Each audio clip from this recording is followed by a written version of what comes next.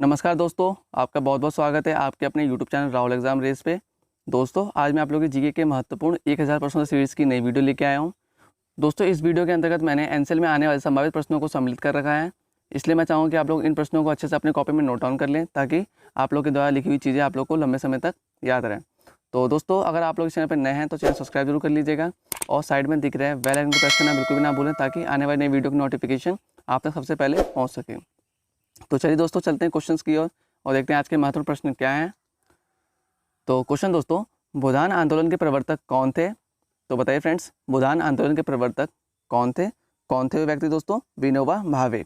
ध्यान रखिएगा, विनोबा भावे थे दोस्तों, वो भूदान आंदोलन के प्रवर्तक थे। चलिए बढ़ते हैं अगले प्रश्न की ओर, देखते हैं अगला प्रश्न क्या है। रजत रंगिणी के लेखक कौन है? तो बताइए फ्रेंड्स, रजत रंगिणी के लेखक कौन है? तो कौन है दोस्तों? कल्हड़। ठीक है दोस्तों, जो कल्हड़ हैं वह रजत रंगिणी के लेखक हैं। चलिए बढ़ते हैं अगले प्रश्न की ओर। मुस्लिम लीग की स्थापना किसने की थी? तो बताइए फ्रेंड्स, मुस्लिम लीग की स्थापना किसने की थी? तो किसने की थी दोस्तों? आगा खां एवं सलीम उल्लाह ने। ठीक है दोस्तों, आगा खां एवं सलीम उल्लाह ने मुस्लिम लीग की स्थापना की थी। ध्यान रखिएगा। चलिए बढ़ते हैं अगले प्रश्न की ओर। ए.ओ. ह्यूम को क्या कहा जाता है? तो बताइए फ्रेंड्स, ए.ओ. ह्यूम को क्या कहा जाता है? तो क्या कहा जाता है दोस्तों? Hermit of Shimla. ठीक है दोस्तों, hermit of Shimla A.O.. Hume को कहा जाता है। ठीक है दोस्तों, और बात करते हैं दोस्तों ए.ओ. ह्यूम की।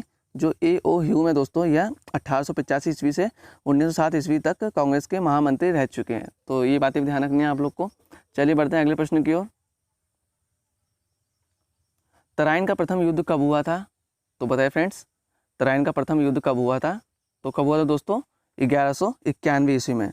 तराइन का युद्ध 1191 ईस्वी में हुआ था। ठीक है दोस्तों, और किन किन के बीच में होता है? पृथ्वीराज चौहान व मोहम्मद गौरी के बीच में होता है, जिसमें पृथ्वीराज चौहान की विजय हुई थी।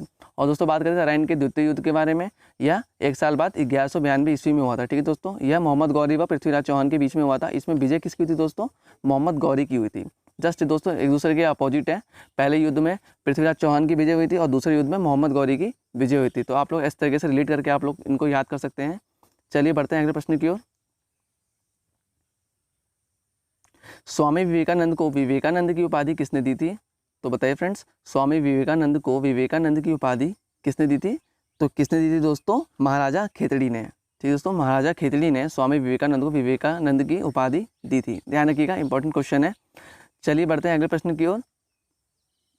सूर्य के बाद पृथ्वी के सबसे निकट का तारा कौन सा है? तो बताइए दोस्तों, सूर्य के बाद पृथ्वी के सबसे निकट का तारा कौन सा है? तो कौन सा है दोस्तों? Proxima Centauri. ठीक है दोस्तों, प्रॉक्सिमा सेंचुरी जो है सूर्य के बाद पृथ्वी के सबसे निकट का तारा कहलाता है। ठीक है दोस्तों, और दोस्तों यहाँ बात करते हैं प्रॉक्सिमा सेंचुरी की। जो प्रॉक्सिमा सेंचुरी है दोस्तों, वह अल्फा सेंचुरी समूह का एक तारा है। ठीक है दोस्तों, और ये पृथ्वी से 4.22 प्रकाश वर्ष दूर है।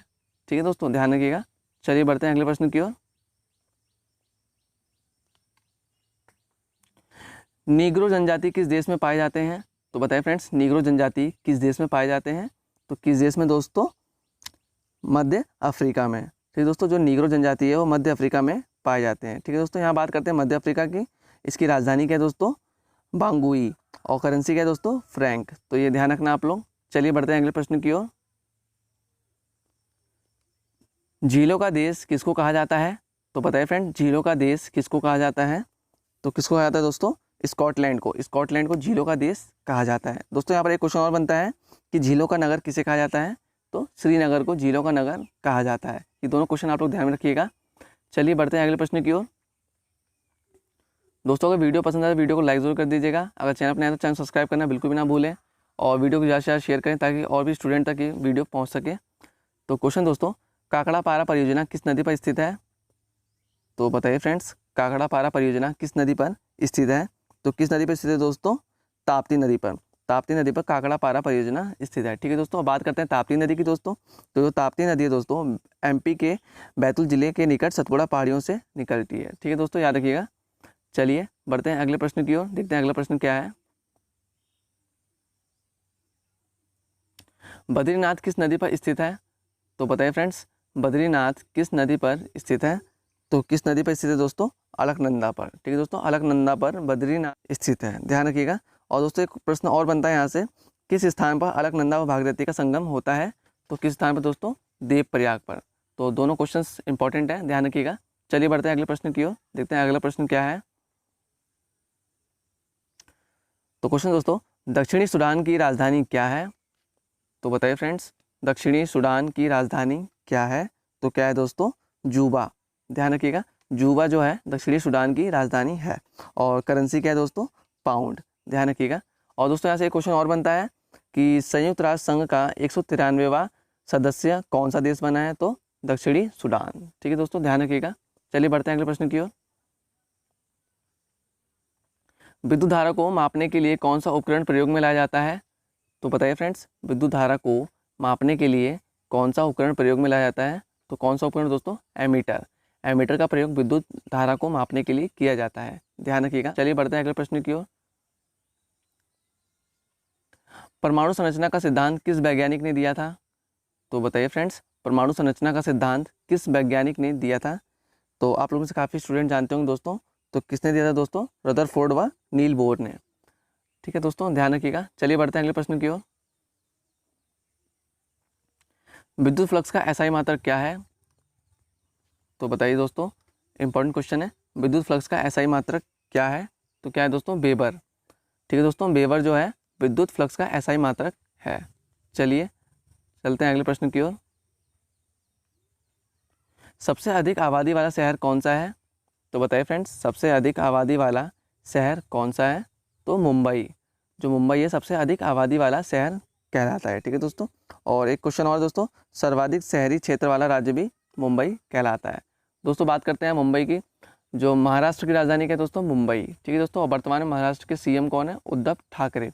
और गवर्नर कौन दोस्तों महाराष्ट्र के वर्तमान में? भगत सिंह कोश्यारी। तो ये क्वेश्चंस भी आप लोग को ध्यान में रखने हैं। चलिए बढ़ते हैं अगले प्रश्न की ओर। विश्व में एवरेस्ट शिखर पर पहुंचने वाला पहला व्यक्ति कौन था?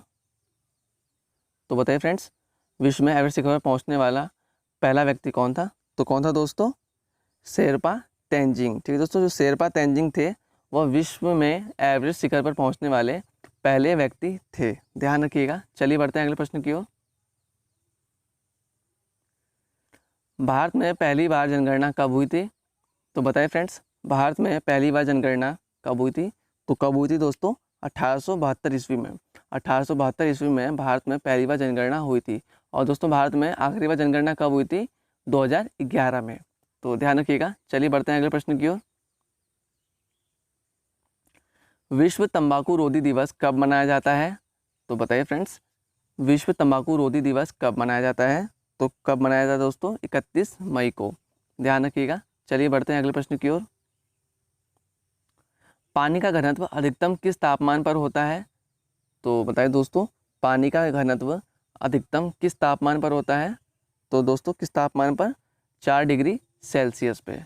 चलिए बढ़ते हैं अगले प्रश्न की ओर, जो कि आप लोगों का सरप्राइज क्वेश्चन है दोस्तों। विश्व का पहला कृत्रिम उपग्रह कौन सा है? तो दोस्तों ये आप लोगों का सरप्राइज क्वेश्चन है, जिसका आंसर आप लोग मुझे कमेंट बॉक्स में जरूर दीजिएगा। तो दोस्तों ये थे आज के 20 महत्वपूर्ण प्रश्न। मैं आशा करता हूँ कि आप लोगों को आज की वीडियो काफ़ी पसंद आई होगी। अगर पसंद आई हो तो वीडियो को लाइक जरूर कर दीजिएगा। अगर चैनल पर नए हैं तो चैनल सब्सक्राइब करना बिल्कुल भी ना भूलें। दोस्तों अगर आप लोग इस वीडियो के क्वेश्चंस की PDF चाहते हैं तो आप लोग हमारे टेलीग्राम चैनल पर जुड़ सकते हैं, जहाँ से आप लोग इसकी PDF प्राप्त कर सकते हैं। तो दोस्तों टेलीग्राम चैनल का मैं लिंक अपने डिस्क्रिप्शन बॉक्स में डाल दूँगा, जहाँ से आप लोग जाके PDF प्राप्त कर सकते हैं। तो दोस्तों मिलते हैं अगली वीडियो में कुछ नए महत्वपूर्ण प्रश्नों के साथ। तब तक के लिए bye bye, take care, Vande Mataram.